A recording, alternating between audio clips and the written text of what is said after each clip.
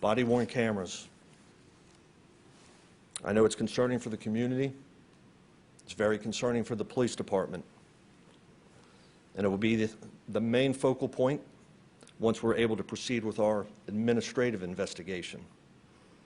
You know, there's been some misunderstanding in the community that believe body-worn cameras are always activated and recording, and that is only partially correct. The camera that we have, the Axon 2, is passively recording and it retains 30 seconds worth of buffer. So what that means is the camera is rolling, but for us to reclaim that prior 30 seconds, we have to activate it. The officer has to touch it. Officers are not working all the time with a camera activated, and that's for a number of reasons. One, I don't know of a police department in the world that has that in policy or procedure, for a few reasons. There are privacy concerns. When we interact with the citizens in a non-law enforcement capacity, there is some expectation to privacy. The amount of personnel that would be required to comply with FOIA and discovery would be unattainable.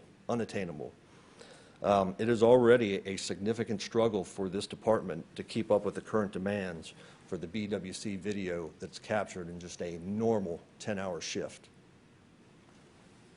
And battery life. You know, the cameras have to be docked. They're not recharged with a simple battery swap, and we would not want a situation where the camera is non-functioning in a critical incident due to a dead battery.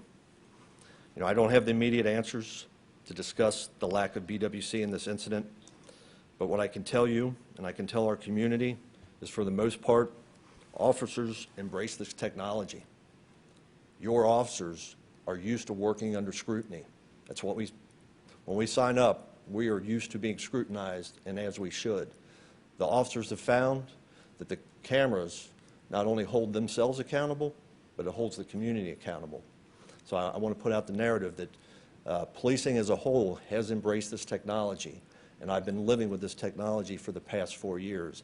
And I think as we move on and I talk to officers, they would be hard-pressed and they would probably push back if I asked them to patrol their communities without a body-worn camera. One of the other issues that's come up is the use of the signal sidearm. This police department was very forward-thinking in the past year or so and actually attempted to acquire this technology that gets affixed to the holster, that when the firearm is removed from the holster, it automatically activates the camera. Unfortunately, because it is such new technology, it does not fit on every holster.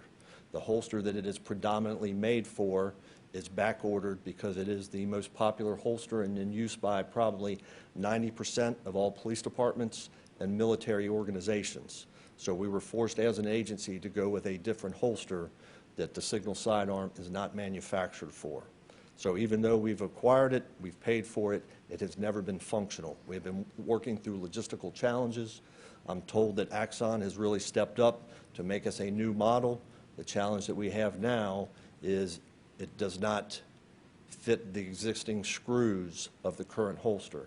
So the holster manufacturer is in process of making extended screws that will allow the signal sidearm to fit between the holster and the shank on the gun belt. Unfortunately, I do not have a timetable on when that will occur.